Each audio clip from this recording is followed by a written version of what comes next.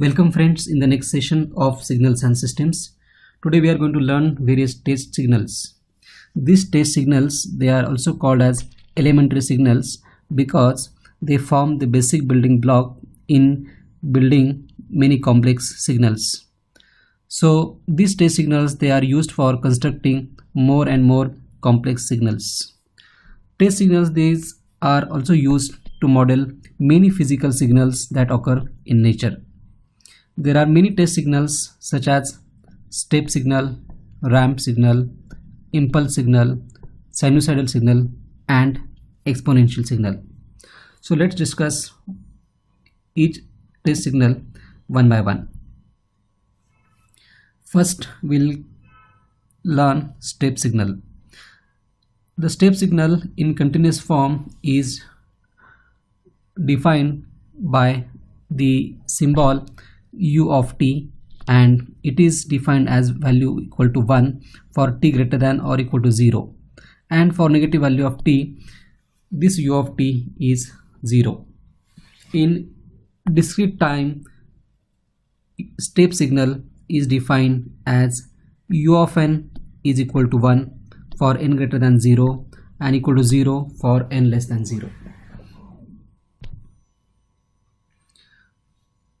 So here you can see continuous time unit step signal.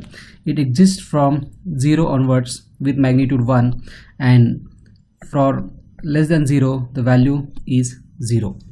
Similarly,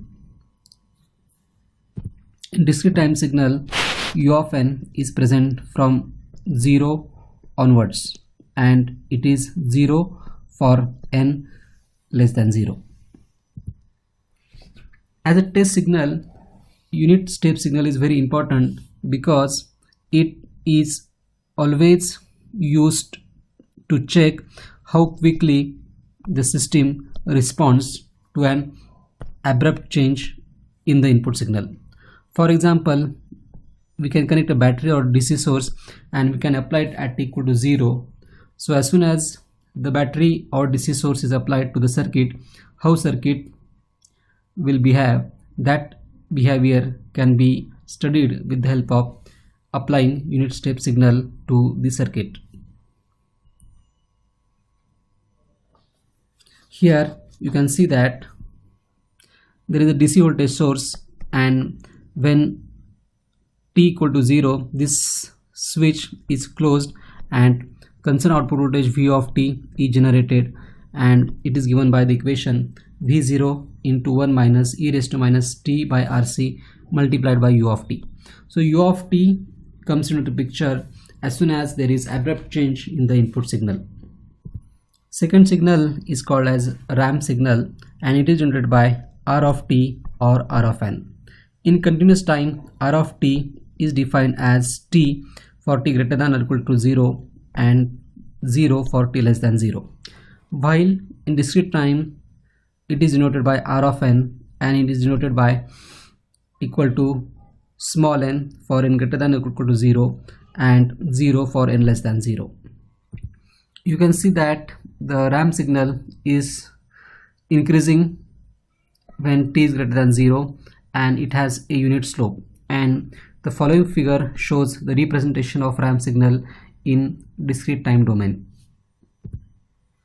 Ramp function always enables us to evaluate how continuous time system will respond to a signal that will increases linearly with respect to time. So any signal which changes continuously or linearly with respect to time, how the system will behave, its behavior can be studied with the help of applying a ramp function to the circuit. Another test signal is called as impulse signal. In discrete time domain, it is denoted by delta of n, and its value is 1 for n equal to 0 and 0 for n not less than 0 or not equal to 0. So delta of n is impulse function, and that is present only when n is equal to 0. N is nothing but a sample number.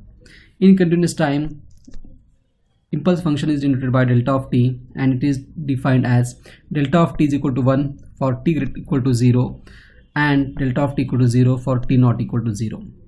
Impulse functions is sometimes also referred as direct delta function. This is another name for impulse function. Impulse signal, if it is multiplied to any other signal, it will sample the signal at the instant of impulse position. So impulse functions is many times used to sample the given signal. Another significance of impulse function is to analyze the LTI systems. We will see this in the later section. Another signal is called as sinusoidal signal, and the continuous form of sinusoidal signal is defined as x of t equal to a cos omega t plus phi, where a is the peak magnitude or amplitude, omega is the angular frequency, and phi is a phase angle.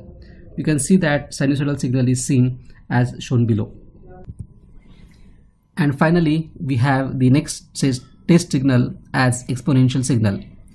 A real exponential signal is defined as x of t is equal to capital B into e raised to plus at, where capital B is the amplitude of the exponential at t equal to 0. A, if less than 0, then the nature of the exponential is decaying, while a, if it is greater than 0, the nature of the exponential is growing exponential.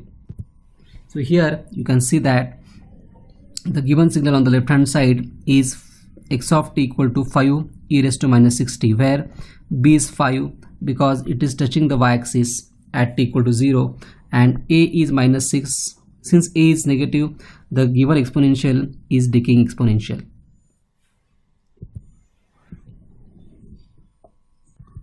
While on the other side you can see that another signal x of t equal to e raised to 5t, where b is equal to 1 and a is equal to 5. Since a is equal to 5, which is greater than 1, the given exponential is positively going or rising exponential. So these are various types of test signal which are used to construct many new complex signals, as well as each test signal had its own significance.